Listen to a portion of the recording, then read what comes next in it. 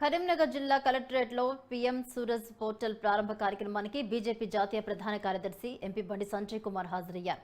Virtual గా జరిగే PM Suraj portal ప్రారంభ కార్యక్రమంలో ప్రధానమంత్రి నరేంద్ర మోదీ ప్రసంగించారు. వెనుకబడ్డ వర్గాల పారిశ్రామికవేత్తలకు రుణ మంజూరు చెక్కులను ఎంపీ బండి సంజయ్ అందించారు.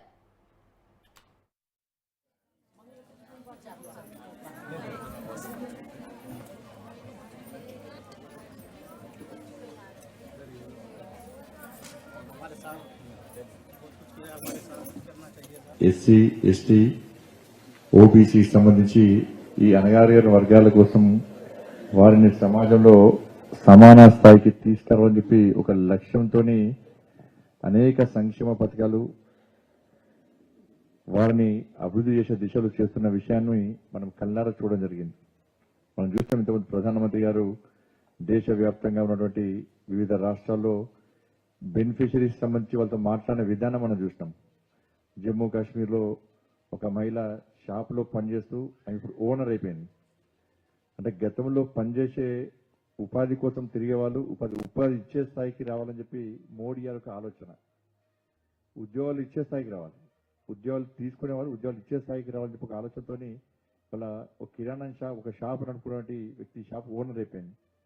దాంతోపాటు ఆంధ్రాలో చూస్తాం మనం ఒక లేడీ రోడ్డు మీద చెత్త ఏరుకున్నట్టు ఒక మామూలు మహిళ, మాకు జీవితమే లేదు, మమ్మల్ని ఎవ్వరు గుర్తించరు, మా బతికే ఇట్లుంటది అని చెప్పి బాధపడుతూ నిత్య జీవితం గడుపుతున్నట్టు ఆ మహిళను 17 లక్షల వాహనానికి ఓనర్ చేసిన తర్వాత ఆ మహిళ లోపల ఎంత ఆత్మస్థైర్యం వచ్చిందో ఒక్కసారి మనం చూస్తాం. ఆ మహిళకి ఎవరు పైరవకారు లేరు, ఆ మహిళను ఎవరు గుర్తించలే. నేరుగా అధికారులు గుర్తించి వారికి న్యాయం చేసినట్టే ఒక్కసారి మనం ఆలోచించాలి.